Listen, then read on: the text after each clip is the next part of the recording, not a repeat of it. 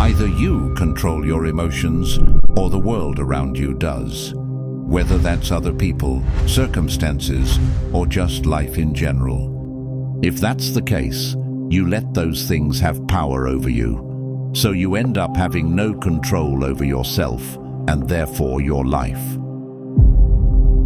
But you can gain that power back, gain control over yourself, and with that, over your life.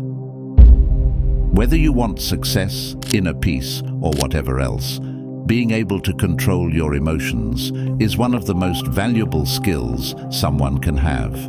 It improves your mental health, overall well-being, and supports both personal as well as professional growth. For example, reduced stress and anxiety, higher resilience to challenges, improved decision-making, enhanced focus, better leadership skills, and even higher self-esteem. But it doesn't stop there. So in this video, we will not only discuss emotional control, the brain and psychology, but I will tell you how to actually do it. This might not be the easiest thing you have ever done, and it's probably going to be a process that doesn't give you instant results, but that's usually how it goes with high-value skills.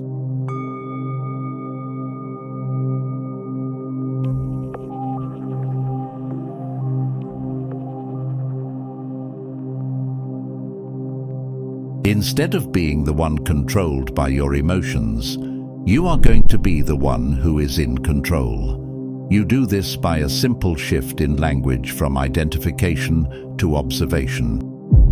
Instead of saying, "I am sad," you say, "Sadness is present." "I am angry," anger is present. "I am scared," fear is present. So whenever you start feeling certain emotions or anxiety, you tell yourself, "Anxiety is present." Insert whatever emotion or mental state you want to separate from.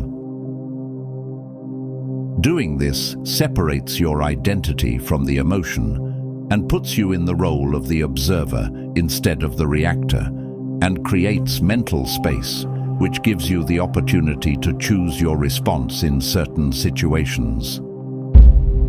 Emotions are just energy passing through you. They aren't your identity. This is kind of an application of defusion in language. Defusion isn't about forcefully resisting emotion. It's about being unmoved by it. And to be unmoved by it is to stop identifying with it in the first place. If you say, "I am sad," you collapse your identity into that emotion. It's almost like it's permanent, consuming you. But when you say sadness is present, you create space between yourself and the emotion. It's just like a storm passing through you. It's temporary. This creates a mental stillness that lets emotion exist without domination. You're not fighting it, but you're not drowning in it either. Let's get into the psychology and neuroscience behind why separating from your emotions like that is so powerful.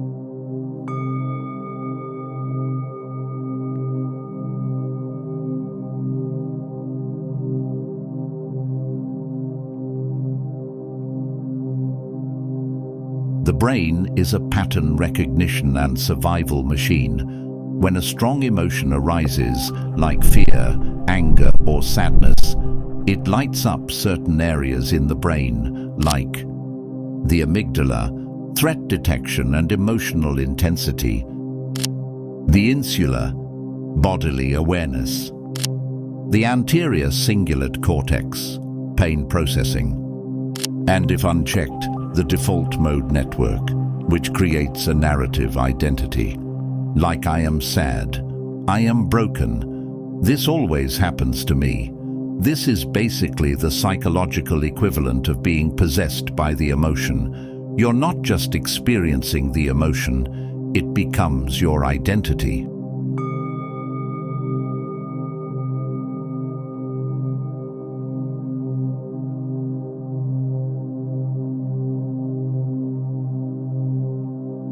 The moment you say sadness is present instead of "I am sad," you engage in a process known in psychology as cognitive diffusion from acceptance and commitment therapy.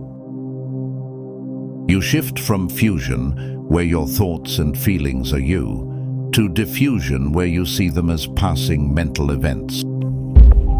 This recruits different brain regions, like the prefrontal cortex, higher order thinking and executive control, the insula in a regulated state, conscious bodily awareness, not raw reaction. A reduction in activity of the amygdala, especially over time. So instead of a full threat response, the brain treats the emotion as data, not danger.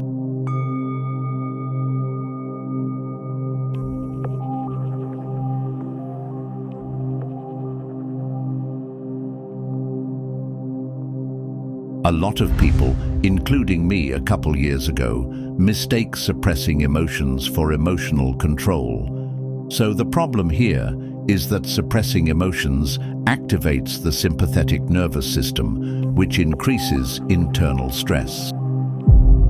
So, what you're doing with the sadness is present approach is different. You're acknowledging the emotion, but you don't identify with it, which activates the parasympathetic nervous system, increasing calm. Over time, this rewires your baseline response to emotional triggers. That's basically the neuroscientific essence of Fudoshin: calmness without suppression, resilience and mental clarity. In Zen and psychology, the ability to observe your mind without getting entangled is a high form of awareness. In psychology, it's called metacognition. In martial arts, it's Fudoshin.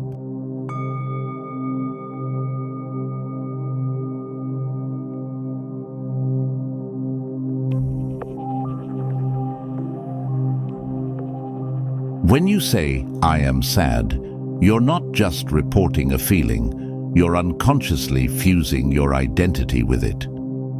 The brain takes an emotion, energy plus interpretation, and labels it.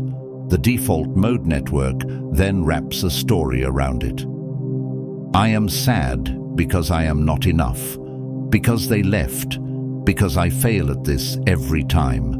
In this moment, you're no longer experiencing sadness.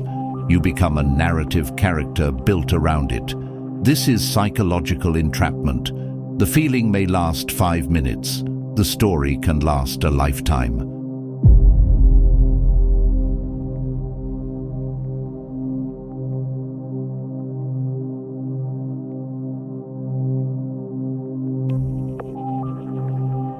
Neuroscience shows that emotion is just a bodily sensation plus a mental label. Sadness is a heaviness in the chest, slower breath and lower energy.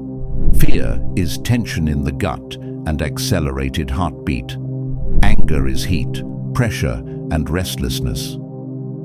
Without a story, these are just weather-like sensations passing through your nervous system. But the moment the mind says, "This is who I am," this means something about me, this is permanent, the emotion petrifies into identity. Fudoshin breaks that loop, not by fighting the emotion, but by removing identification.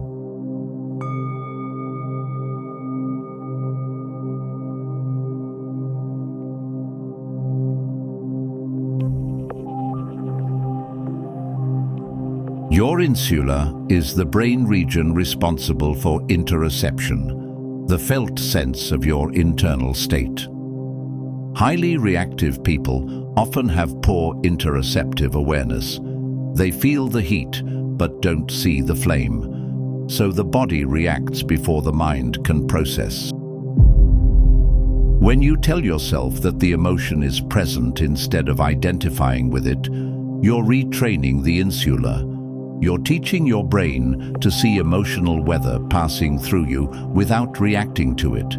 This builds Fudoshin physically. You're rewiring your nervous system to watch without flinching.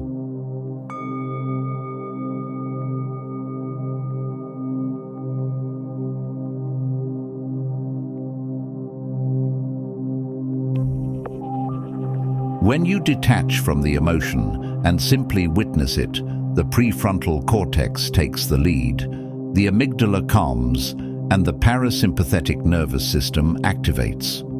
Over time, your body learns that emotions aren't threats.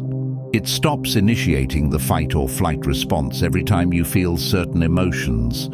So that means faster recovery after setbacks, longer windows of focus, and even more intuition and less noise. Fudoshin can also break time-based thinking. You're no longer stuck in, "I was hurt," or projecting, "What if I fail?" Because to observe emotion as a passing phenomenon is to remain in the now.